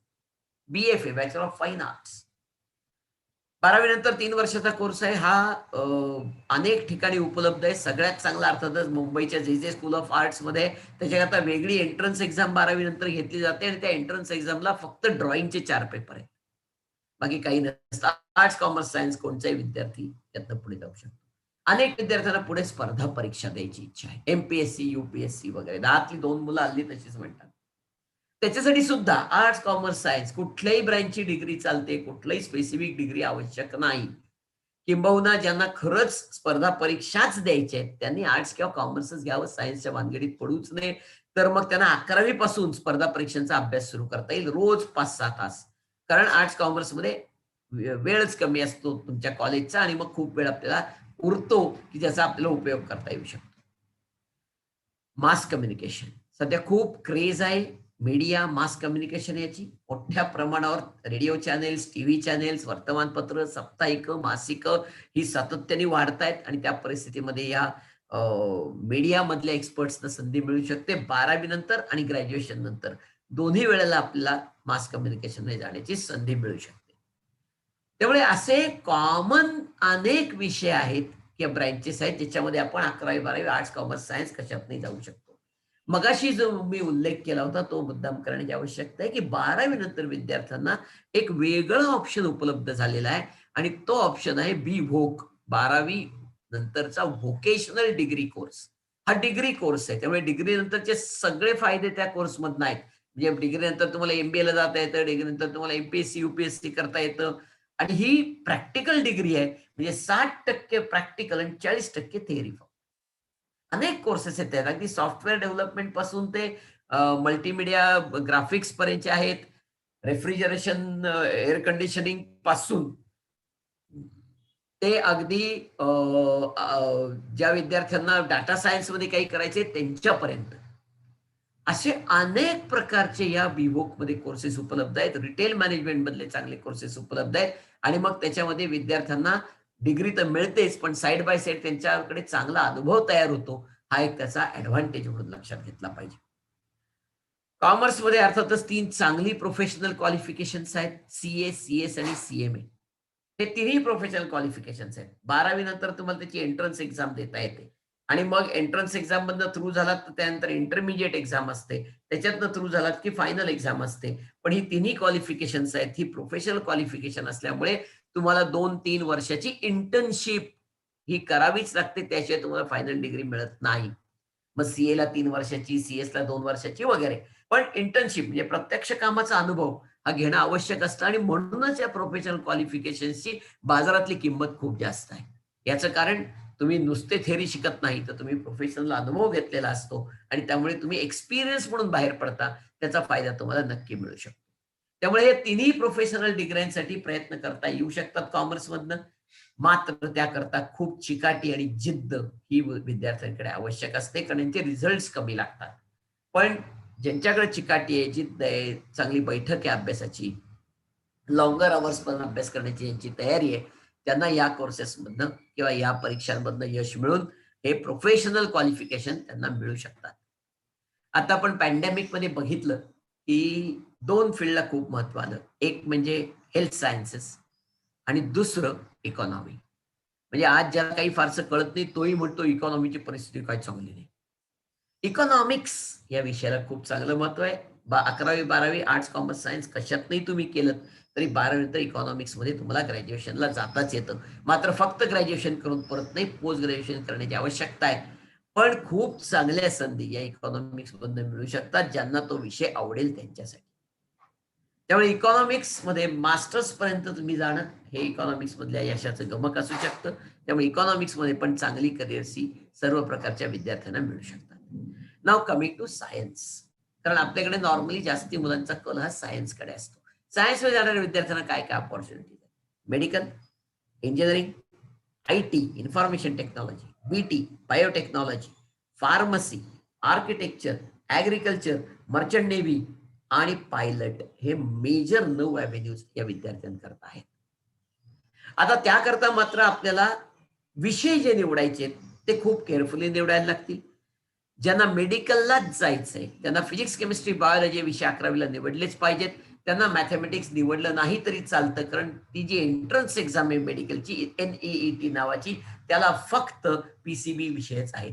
पण मॅथमॅटिक्स किमान 11वीच्या वर्षी घ्या असा मला सल्ला असेल, कारण फिजिक्स हा विषय याच्यावरच म्हणजे फिजिक्स हा विषय मॅथमॅटिक्सवर अवलंबून आहे आणि मॅथ्स सोडलेला असेल तर फिजिक्स अवघड जातं 11वी 12वीचं, आणि म्हणून मॅथ्स निदान 11वीच्या वर्षी घेणं आवश्यक आहे. या उलट ज्यांना इंजिनिअरिंगच करायचंय त्यांना काही गरज नाही बायोलॉजी हा विषय घ्यायची, कारण बायोलॉजी म्हणजे 2 सब्जेक्ट, बॉटनी आणि झुलॉजी. आणि मग बायोलॉजी तुम्ही घेतलं तर 2 सब्जेक्टचा अभ्यास करायचा आपल्याला, बायोलॉजीचं काहीच करायचं, कारण इंजिनिअरिंग मध्ये PCMच लागतं फक्त. 2 कोर्सेस आहेत इंजिनिअरिंगचे, मगाशी सरांनी सांगितलं 70 प्रकारचे कोर्सेस आहेत, तर ते 2 कोर्सेस ज्याला बायोलॉजी लागतं, बायोमेडिकल इंजिनिअरिंग आणि बायोटेक्नॉलॉजी इंजिनिअरिंग. पण हे 2 विषय सोडले, 2 ब्रांचेस सोडल्या, तर बाकी कुठल्याही ब्रांचला बायोलॉजी लागत नाही. त्या विद्यार्थ्यांनी बिनधास्त बायो सोडावं. आर्किटेक्चर, मर्चंट नेव्ही, पायलट या तिन्ही ऑप्शन्स मध्ये PCM आवश्यक आहे. मायक्रोबायोलॉजी PCB आवश्यक आहे. बायोटेक्नॉलॉजी PCMB, 4ही विषय घेणं आवश्यक आहे. रिसर्च फील्डमध्ये जायचंय, PCMB 4ही विषय घेणं फायद्याचं आहे. उदाहरणार्थ आयसर नावाची संस्था आहेत आपल्याकडे, पुण्यात आहे महाराष्ट्रामध्ये, आणि बाकी मोहाली, कलकत्ता वगैरे बऱ्याच ठिकाणी 6-7 ठिकाणी आहेत. त्यांची एंट्रन्स एक्झाम होते 12वी नंतर, आणि त्या एंट्रन्स एक्झामला आपल्याला PCMB 4ही विषयाची परीक्षा द्यावी लागते. तशी सिमिलरली एक इन्स्टिट्यूट मुंबईत आहे, नायसर नावाची, जी बाबा ॲटॉमिक रिसर्चनी फ्लोट केली आहे, आणि त्याला नेस्ट जी नावाची एक्झाम आहे, त्या एक्झामला परत PCMB हे 4ही विषय असतात. त्यामुळे रिसर्च फील्डमध्ये जाणाऱ्यांना PCMB विषय घेणं फायद्याचं ठरतं, हे समजून घेतलं पाहिजे. Biotechnology is also research subject, त्यामुळे फक्त BSc बायोटेक्नॉलॉजी करून काही होणार नाही. MSc आणि खरं म्हणजे PhD पर्यंत जाण्याची आवश्यकता आहे. आणि बायोटेक्नॉलॉजीमध्ये पण PCMB हे 4ही विषय घेणं आवश्यक ठरतं, हे आपल्याला समजून घेतलं पाहिजे. Now coming to medical. आता मेडिकल म्हटल्यानंतर विद्यार्थ्यांना असं वाटतं की MBBS आणि BDS म्हणजेच मेडिकल. साफ चुकीचा समज आहे. त्याच्याशिवाय अनेक ऑप्शन्स त्या मेडिकलमध्ये आहेत, ज्यात की त्याच नीट NEET नावाची जी एंट्रन्स एक्झाम आहे त्यातनं मिळतात. म्हणजे फॉर एक्झाम्पल होमिओपॅथी किंवा आयुर्वेदिक, हे पण डॉक्टरच आहेत ना, त्यालाही नीटचीच परीक्षा लागते, त्यालाही नीटचेच मार्क आहेत, पण थोड्या कमी मार्काला प्रवेश मिळू शकतो, हे लक्षात. त्याच्यामध्ये व्हेटरनरी सायन्स हा एक अतिशय उत्तम कोर्स आहे, ज्याला सुद्धा ती नीट एक्झामच लागते, आणि 12वी नंतर नीटच्या मार्कावरच प्रवेश त्यांना मिळू शकतो. 5 गव्हर्नमेंट कॉलेजेस आहेत, एक पुणे, एक मुंबई, बाकीचे सगळे विदर्भ मराठवाड्यात आहेत. या कोर्समध्ये खूप कमी पैशामध्ये आपलं डॉक्टरकीचं एज्युकेशन पूर्ण होतं, आणि अगदी गव्हर्नमेंट जॉब्स पासून ते फार्मसी इंडस्ट्री पर्यंत आणि बँकिंग इन्शुरन्स इंडस्ट्री पर्यंत या लोकांना उत्तम जॉब्स मिळू शकतात, हे लक्षात घेतलं पाहिजे. त्यामुळे व्हेटरनरी सायन्स हा एक आणखीन उत्तम प्रकार. अजून एक प्रकार आहे तो म्हणजे paramedicals, physiotherapy, speech therapy, occupational therapy. 4 वर्षाचे कोर्सेस आहेत. 12वी नंतर सेम नीटच्याच मार्कावर प्रवेश आहे, थोडे कमी स्कोरला ऍडमिशन मिळू शकतं. आणि त्यामुळे, आणि आता गरज आहे ती, नीड ऑफ द आवर, म्हणजे दोन्ही फिट आहे की नाही कोण ठरवतं, त्याचा फिजिओथेरपिस्ट ठरवतोय, लक्षात घ्या. आज बाळंतपण झालेल्या बाईपासून ते बायपास झालेल्या बाबापर्यंत प्रत्येकाला फिजिओथेरपी दिली जाते. स्पीच थेरपी, आज इतके कमी स्पीच थेरपिस्ट आहेत महाराष्ट्रात काय, भारतात काय. कॉलेजेस 2 आहेत मुळात, एक मुंबई आणि एक पुणे, दॅट्स ऑल, बाकी संपली कॉलेज. आणि मग स्पीच थेरपीमध्ये खूप चांगले प्रकारे विद्यार्थ्यांना करिअर करता येतं, त्यामुळे तो एक ऑप्शन आहे. त्याच्यानंतर नर्सिंग हा एक अप्रतिम ऑप्शन आहे. आज आपण आता बघितलं असेल तर हे सगळं व्हॅक्सिनेशन कोण करतंय, नर्सेस करतायत. नर्सिंगला प्रचंड डिमांड आहे, भारतातच नाही तर परदेशातही. आज भारतात 2 वर्ष नर्सिंगचं एज्युकेशन झाल्यानंतर ज्यांनी अनुभव घेतलाय आणि ज्यांनी CGFNS, TOEFL सारख्या परीक्षा दिल्या आहेत, त्या नर्सेसना सगळ्या जगाची दारं उघडी आहेत. आणि भारतात नाहीये सोशल स्टेटस, मी मान्यच करतो, पण परदेशात फार चांगलं सोशल स्टेटस आहे या नर्सेसना, आणि 3-1 लाख रुपये महिना एवढा पगार पण आहे, हेही लक्षात घ्या. त्यामुळे त्या दृष्टीने नर्सिंग हा एक ऑप्शन आहे. टेक्निशियन हा आणखीन एक ऑप्शन. डिग्री कोर्स आहे 12वी नंतर 3 वर्षाचा, आज आपण बघतोय लॅबोरेटरी टेक्निशियन असेल, एक्सरे टेक्निशियन असेल, सिटी स्कॅन टेक्निशियन असेल, MRI टेक्निशियन असेल, तिथपासून ते ऑपरेशन थिएटर टेक्निशियन पर्यंत आता स्वॅब जे घेत आहेत ते सगळे टेक्निशियन्स आहेत. हे सगळं टेक्निशियन्स करतात. त्याच्यासाठी NEETची परीक्षा दिलेली पुरते, पण आपल्याला खूप चांगली अपॉर्च्युनिटी त्यातनं मिळू शकते. चांगला पगार या विद्यार्थ्यांना हा कोर्स पूर्ण झाल्यानंतर मिळू शकतो. मेडिकलच्या खालोखाल मेडिकल इंजिनिअरिंगच्या मध्यावर असलेली ब्रांच म्हणजे फार्मसी. मग अशी सरांनी जे सांगितलं ते अगदी सत्य आहे. फार्मसीमध्ये प्रचंड अपॉर्च्युनिटीज. आता या पॅन्डेमिकच्या काळात आपण बघितलं की फार्मसी सगळं चालू होत्या. सगळ्या फार्मा कंपन्या चालू होत्या, फार्मसीची दुकानं चालू होती, मेडिकल स्टोअर चालू होते. सगळ्यांनी उत्तम धंदा केला. पॅन्डेमिकचा कुठलाही परिणाम न झालेली ती इंडस्ट्री. झाला असेल तर पॉझिटिव्ह झाला, निगेटिव्ह झालाच नाही. आज फार्मसीमध्ये सुद्धा ग्रॅज्युएशन नंतर अनेक संधी मॅन्युफॅक्चरिंग पासून ते क्वालिटी कंट्रोल पासून ते रिसर्च अँड डेव्हलपमेंट पासून ते क्लिनिकल रिसर्च पर्यंत आणि सेल्स मार्केटिंग पर्यंत सगळीकडे मिळू शकतात. त्यामुळे एक उत्तम फील्ड, डिग्री पण आहे, डिप्लोमा पण आहे. 12वी नंतर 2 वर्षाचा डिप्लोमा आहे फार्मसीचा. हा डिप्लोमा केलेल्या विद्यार्थ्यांना सेल्स मार्केटिंग किंवा स्वतःचं मेडिकल स्टोअर किंवा हॉस्पिटलच्या फार्मसी जिथं प्रवेश मिळतो. कुठलीही CET लागत नाही डिप्लोमा फार्मसीला. डिग्री फार्मसीला लागणार आहे. आता जी CET देणारा 12वी नंतरचे विद्यार्थी, मग ती PCM ची असेल किंवा PCB ची असेल, कुठलीही CET चालते. फार्मसीला जाताना बायो लागतच असा गैरसमज डोक्यातनं काढा. PCM CET दिलेल्या मुलांनाही फार्मसीला ऍडमिशन मिळू शकते. फार्मसीमध्ये केमिस्ट्री हा विषय महत्वाचा असतो. त्यामुळे केमिस्ट्री न आवडणाऱ्या विद्यार्थ्यांनी फार्मसीचा विचार करू नये, माझं स्पष्ट मत. इंजिनिअरिंग, मगाशी जसं मी सांगितलं त्याप्रमाणे इंजिनिअरिंगच्या अनेक 70 ब्रँचेस आहेत आणि काही ब्रँचेस एकेका कॉलेजात आहेत फक्त. जसं आपल्याकडे एक सिल्क इंजिनिअरिंग नावाचा कोर्स आहे मातोश्रीला, किंवा कोल्हापूरला एक एन्व्हायरमेंटल इंजिनिअरिंग नावाचा कोर्स आहे, किंवा पुण्यामध्ये प्रिंटिंग टेक्नॉलॉजी नावाचा कोर्स आहे. तर असे एक एक कोर्स असलेले बरेच कॉलेजेस आहेत आणि मग अर्थातच त्यामुळे कॉम्पिटिशन एकदम कमी होते आणि आपल्याला त्याच्यातनं चांगलं करिअर मिळू शकतं, याचा आपल्याला विचार करायला पाहिजे. इंजिनिअरिंग मध्ये जायचं असेल तर मगाशी सांगितलं तसं 70 प्रकारचे कोर्सेस. CET महाराष्ट्राची कंपल्सरी PCM ची त्याच्याच बेसिसवर ऍडमिशन आहेत. JEEच्या मार्कावर पण मिळू शकतात, पण त्या फक्त 15% जागा आहेत. उरलेल्या 85% जागा या CET बेसिसवर आहेत. त्यामुळे महाराष्ट्राची PCM ची CET त्याच्यामध्ये उत्तम स्कोअर येणं तरच आपल्याला हवी ती ब्रांच, हवं तर कॉलेज हे मिळू शकेल.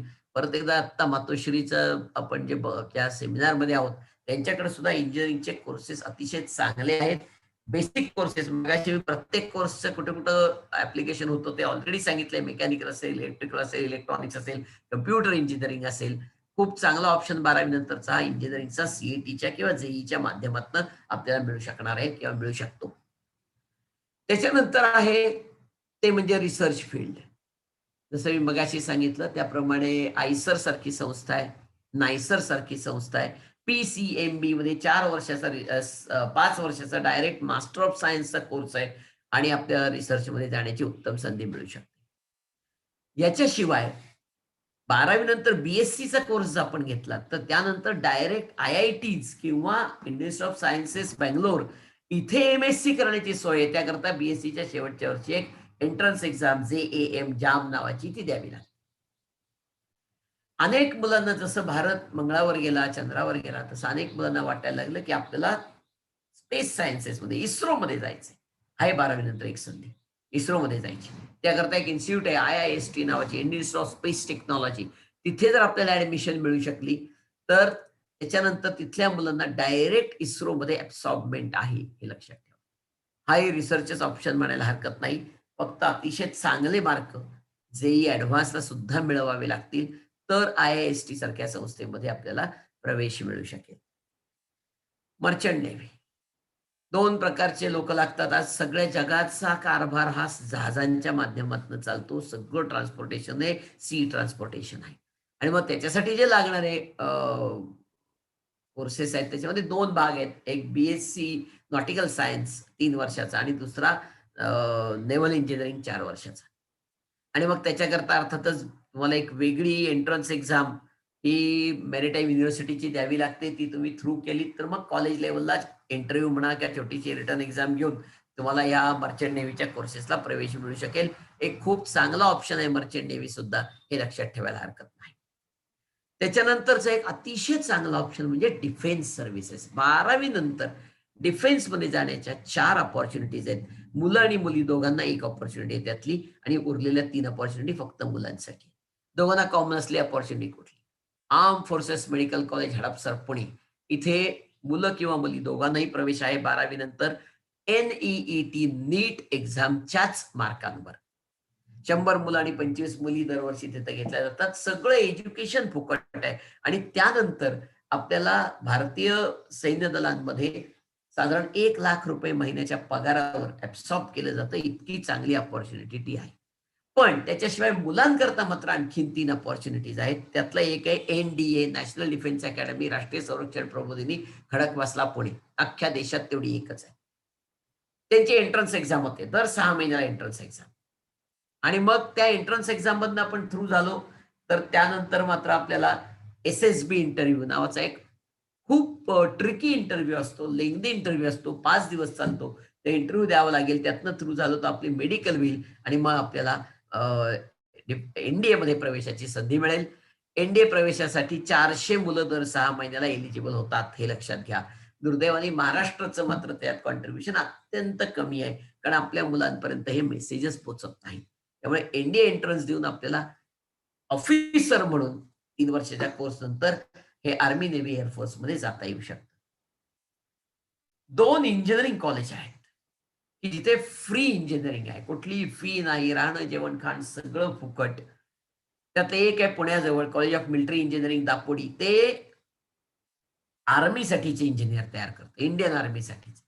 आणि मग हा 5 वर्षाचा कोर्स, त्यातलं 1 वर्ष बेसिक मिलिटरी ट्रेनिंग, आणि नंतरचे 4 वर्ष हा रेग्युलर मेकॅनिकल, इलेक्ट्रिकल, इलेक्ट्रॉनिक्स वगैरे याच्यातला रेग्युलर डिग्री कोर्स. JNUची डिग्री पण मिळते आपल्याला. आणि मग हा डिग्री कोर्स आपण जर करणार असू तर आपल्याला उत्तम प्लेसमेंट, डिग्री कोर्स पूर्ण झाल्यानंतर 1 लाख रुपये महिन्याची प्लेसमेंट इंडियन आर्मीमध्ये मिळते as a engineer officer. Similarly अशीच एक इन्स्टिट्यूट केरळमध्ये आहे, झामरीन जवळ. त्या ठिकाणीही परत 70% PCM ला मार्क बोर्डाला, आणि मग आपल्या JEE मेन्सची जी मेरिट लिस्ट आहे त्याच्या अनुरोधाने आलेल्या अर्जांचं शॉर्टलिस्टिंग करून मेरिट लिस्ट तयार करून आपल्याला त्या SSB द्यायचा. SSB दिल्यानंतर जर आपण थ्रू झालो तर आपल्याला मेडिकल देऊन इंडियन नेव्हीमध्ये जाता येऊ शकतं. खूप चांगले ऑप्शन्स आहेत डिफेन्सचे. मुलींना मात्र डिफेन्समध्ये संधी ही ग्रॅज्युएशन नंतरच आहे. फक्त एक मगाशी सांगितलेली जी आहे आर्म फोर्सेस मेडिकल कॉलेजच्या 30 जागा जर सोडल्या तर उरलेल्या सगळ्या अपॉर्च्युनिटीज मुलींना या ग्रॅज्युएशन नंतर आहेत. अशा मुली ज्यांना डिफेन्स सर्व्हिसेस मध्ये जायचंय त्यांनी ग्रॅज्युएशन होईपर्यंत एक NCCचं सर्टिफिकेशन करावं. NCC सर्टिफिकेशन B ग्रेड मध्ये आपण मिळवू शकलो तर आपल्याला without return exam direct SSB इंटरव्ह्यूला जाण्याची संधी मिळू शकते. पण मुलींना मात्र संधी या फक्त ग्रॅज्युएशन नंतर आहेत, हे समजून घेण्याची गरज आहे. आता हे सगळं आपल्या पुढे मुख्यतः मांडण्याचं कारण काय? मांडण्याचं कारण असं आहे की अपॉर्च्युनिटी भरपूर आहेत, काही प्रॉब्लेम नाही, पण आपण त्याचा फायदा घेतला पाहिजे. आणि एक मी साधारण असं बघतो गेली काही वर्ष की मुलांमध्ये, पालकांमध्ये एक समज असा आहे की शक्यतो पुणे, मुंबई, नागपूरलाच पाठवायच्या मुलांना, तरच त्यांचं कल्याण होतं. अजिबात चुकीचा समज आहे. अतिशय चांगली चांगली कॉलेज आपल्याकडे विदर्भ, मराठवाडा, पश्चिम महाराष्ट्र सगळ्या एरियात आहेत. चांगल्या प्लेसमेंट्स ती कॉलेज देतात मुलांना. कुठेही हॉस्टेलला विनाकारण राहायची वेळ येत नाही, आणि चांगल्या ब्रांचेस आहेत. म्हणजे अगदी computer, mechanical, electronics, civil, electrical अशा सगळ्या बेसिक ब्रांचेस आहेत ज्या ब्रांचमधनं मुलांना इंजिनिअरिंग चांगल्या प्रकारे करता येऊ शकतं. आणि त्यामुळे विनाकारण पुणे, मुंबई, नागपूरला इंजिनिअरिंगसाठी जाण्याचं काही कारण नाही. आता इंजिनिअरिंगची ब्रांच कुठली निवडावी 12वी नंतर? 12वीची पण काही मुलं आहेत, त्यांच्याकरता एक साधी थंब सांगणार आहे फक्त मी तुम्हाला. आपण 12वी पर्यंत फिजिक्स शिकलो. फिजिक्स मधला कुठला भाग आपल्याला जास्त आवडला? 3 भाग होते फिजिक्स मध्ये, 1 मेकॅनिक्स, 2 इलेक्ट्रॉनिक्स आणि 3 इलेक्ट्रिकल. त्यातला जो भाग आवडला, जमला, झेपला, ती ब्रांच आपली. म्हणजे आपल्याला समजा मेकॅनिक्सचा भाग खूप आवडला असेल, मेकॅनिकल इंजिनिअरिंग, सिव्हिल इंजिनिअरिंग ही ब्रांच आपल्यासाठी.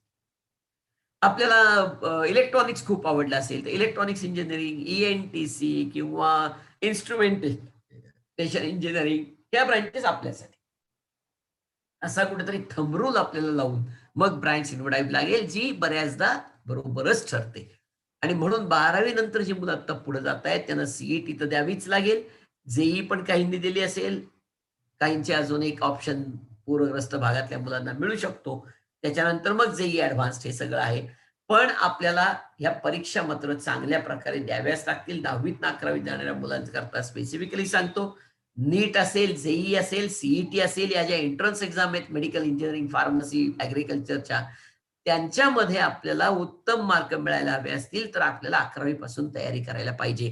कारण 11वीच्या पोर्शनवर पण 12वी नंतरच्या सीईटी किंवा जेईई मध्ये प्रश्न येतात. 11वी अधिक 12वी 2 वर्षाचा अभ्यास करायचा आहे. त्यामुळे अभ्यासाला आपल्याला पुरेसा वेळ मिळण्याची गरज आहे आणि त्याकरता आपण कॉलेज उगीचच कुठलं तरी लांबचं निवडण्याच्या ऐवजी आपल्या भागात जे कॉलेज आहे ते निवडलं तर आपल्याला घरी राहून चांगल्यापैकी कोर्स करता येईल आणि मग आपलं भवितव्य हे जास्ती उज्ज्वल होऊ शकतं. हे सगळा पॅनोरमा आपल्यापुढे मांडण्याचं एकच कारण होतं की आपल्याला जास्तीत जास्त हे ऑप्शन्स समजावेत आणि मग त्याच्यामधनं आपल्याला खूप चांगल्या प्रकारच्या संधी मिळाव्यात अशी माझी अशी माझी इच्छा आहे आणि म्हणून आपल्याला आता या माध्यमातून मी जास्तीत जास्त ऑप्शन्स देण्याचा प्रयत्न केलेला आहे. मला माहिती आहे की वेळेची पाबंदी आहे, नाहीतर मी आणखीन खूप वेळ बोलू शकतो, पण आपल्याला त्या वेळेच्या पाबंदीमध्ये हे सगळं सांभाळायचं आहे आणि म्हणून मी आता क्वेश्चन आन्सर सेशन ओपन करण्याच्या अगोदर एक छोटीशी अनाउन्समेंट पण करणार आहे. कारण आपल्याला कमी वेळेमुळे जास्त गोष्टी नाही बोलता आल्या, पण या विषयावर मी एक पुस्तक लिहिलंय 10वी-12वी नंतरची शाखा निवड. हे पुस्तक बाजारात नाही, तर माझ्याकडे मिळतं, पण तरी याची 28वी आवृत्ती आता चालली. 40,000 प्रती गेल्या 10 वर्षात संपल्यात. खूप डिमांड आहे, पण मला त्याच्याकरता कॉन्टॅक्ट करायला लागेल. मी आता कॉमेंट बॉक्समध्ये फेसबुक पेजवर माझा नंबर शेअर करणार आहे आपल्याशी. तो नंबर आहे 9850063480.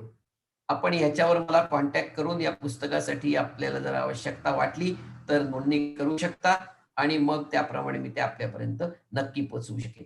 आपल्याला परत एकदा ऑर्गनायझर्सना आणि मातोश्रीच्या सर्व डायरेक्टर्सना आणि सर्व विद्यार्थी पालकांना आणि शिवणकर सरांना परत एकदा धन्यवाद देतो आणि आपण क्वेश्चन्स विचारायला हरकत नाही अशी मी आता आपल्याला विनंती करणार आहे.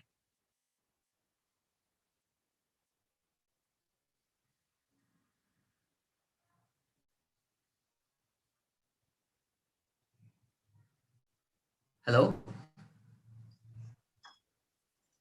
हॅलो. हा madam.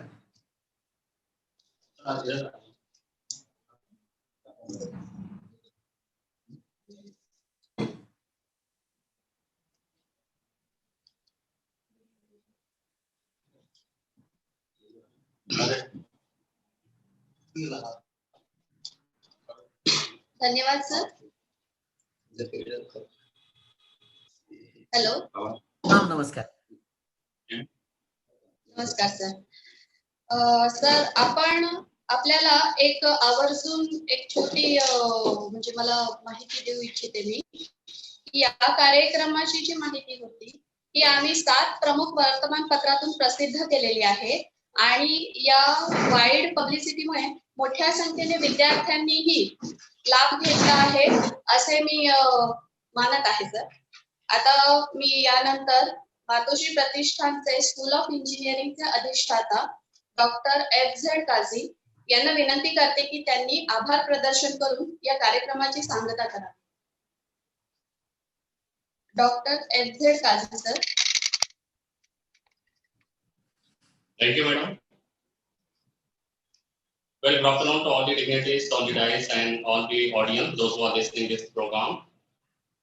Well, we are very much thankful to first of all to our Honorable Shivankar sir, who is the Joint Director of the Regional Board of Technical Education, Aurangabad. He has given away his valuable guidance related to importance of the technical education. And now in this pandemic situation, it's very important that the students have to switch to technical education for getting their future should be very bright. Next, our today's Honorable Chief Speaker, Engineer Valinkar sir.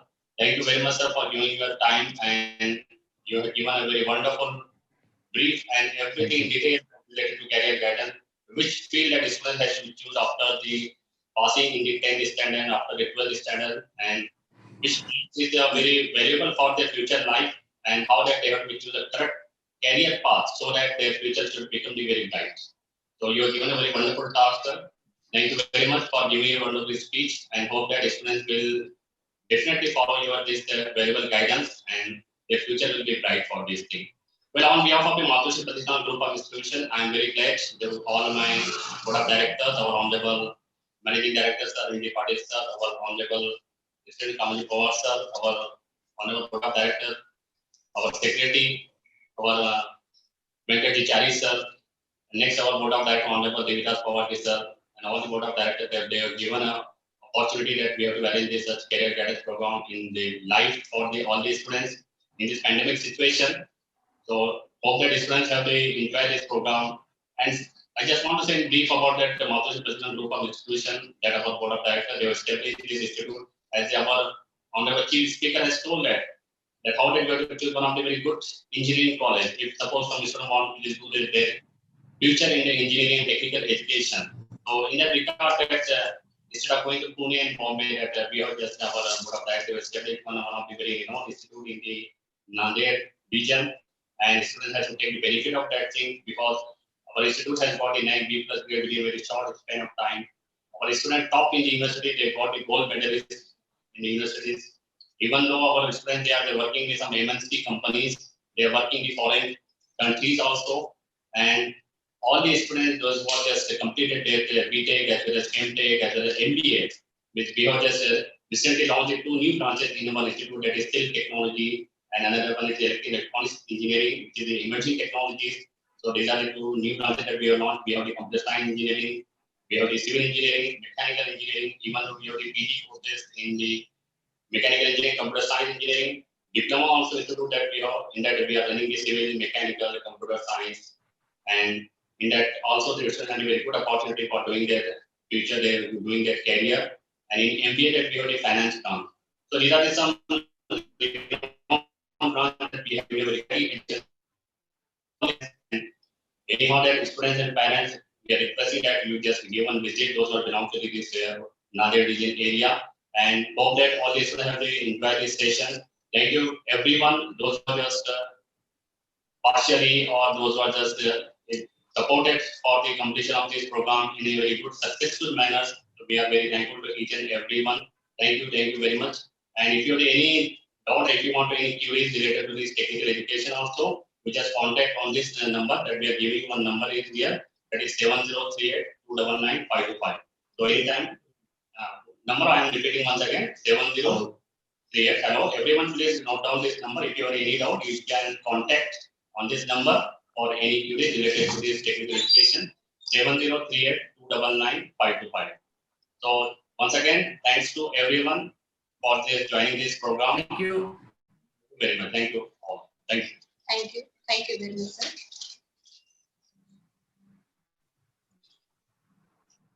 ताज्या घडामोडी पाहण्यासाठी राजमुद्रा news लाईव्हला subscribe करा, bell icon